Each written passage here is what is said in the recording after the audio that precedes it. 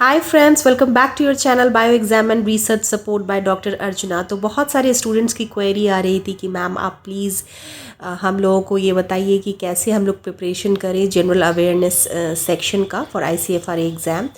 तो देखो, मैं आपके लिए ये वीडियो लेके आई हूँ। इसमें मैं आपको बताऊँगी कि आपको क्या पढ़ना है, कहाँ से पढ़ना है और कैसे क्विकली आप रिवाइज़ कर सकते हो।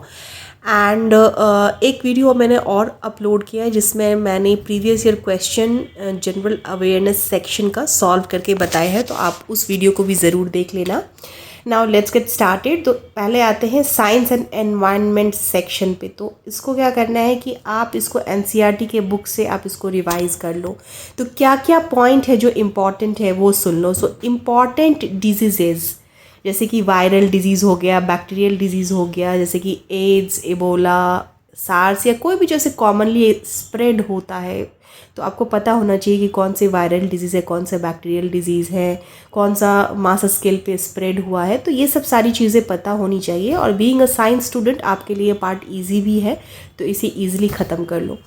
नाउ इसमें और क्या आ सकता है कि प्लांट बायोलॉजी बेसिक्स। सो फोटोसिंथेसिस के बारे में भी आपको आ सकता है, डिफरेंट पार्ट्स ऑफ प्लांट के बारे में आ सकता है question. Then chemistry in daily life, जैसे कि एसिटिक एसिड का क्या यूज़ है, विनेगर में एसिटिक एसिड होता है, SI यूनिट के ऊपर आ सकता है, एसिड्स एंड बेसिस के कॉन्सेप्ट के ऊपर आ सकता है। फिर फिज़िक्स का बेसिक्स जो है, जैसे कि रिफ्रैक्शन हो गया, इलेक्ट्रिसिटी हो गया, कॉमन यूनिट्स जो है ना वो भी आ सकते हैं। अगर आप एनवायरनमेंट की बात करें तो जितने भी wild life centuries and national park हैं उसको एक बार देख लो कि जिम कॉर्बेट कहाँ है, काजीरंगा कहाँ है, ऐसा आप इसको ज़रूर देख के जाना।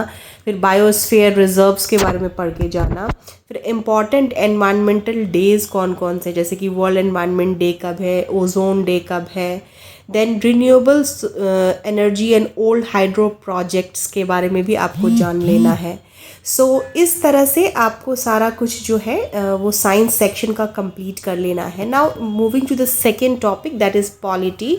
तो आपको आप क्या कर सकते हो, किसी भी GK की बुक से ना आप इसको पढ़ लो। कोई भी GK की बुक ले लो, किसी भी कॉम्पिटिटिव एग्जाम का, उसको पढ़ लो। लेकिन इसमें आपको क्लियर क्या क्या होना चाहिए, fundamental rights and duties, emergency provisions, emergency में क्या क्या होता है, कब प्रेसिडेंट क्या कर सकते हैं, उनका क्या क्या राइट्स है, ये भी आपको पता करना चाहिए, होना चाहिए।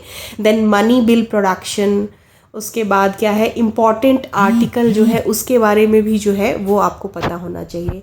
अब आते हैं जियोग्राफी के ऊपर। तो आपको इसे NCERT के बुक से जियोग्राफी को पढ़ना है और इसमें आपको क्या क्या पता होना चाहिए, इंडियन रिवर्स एंड डैम्स कहाँ पे कौन सा है, तेहरी डैम कहाँ है, भाखड़ा डैम कहाँ है, ये सब पता होना चाहिए। लेक्स के बारे में पता होना चाहिए। देन माउंट एवरेस्ट की हाइट क्या है, desert, snow cover, reflection of sunlight, ये सब पता होना चाहिए। अगर हिस्ट्री की बात करूँ तो वेयर टू रीड, तो आपको इसके लिए भी NCERT की बुक से आप कवर कर सकते हो। तो modern history only, don't touch ancient now.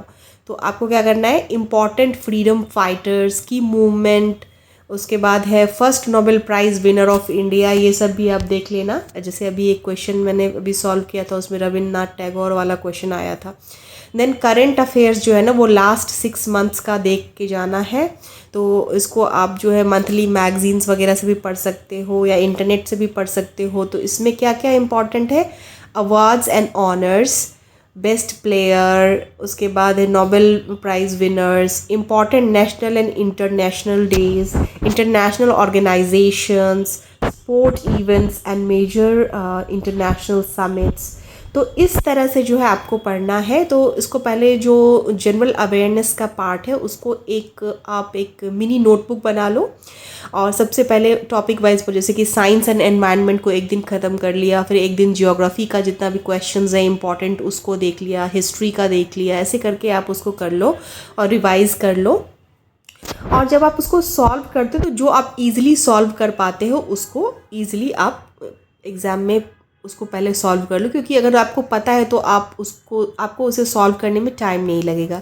तो इस तरह से आप पढ़ाई करो तो इसका जो जीके का लेवल है वो बहुत ज़्यादा हाई लेवल का नहीं है, बेसिक ही है, सिंपल ही है। तो बस आपको पता होनी चाहिए कुछ चीज़ें। आई होप ये वीडियो आपको यूज़फुल लगा होगा।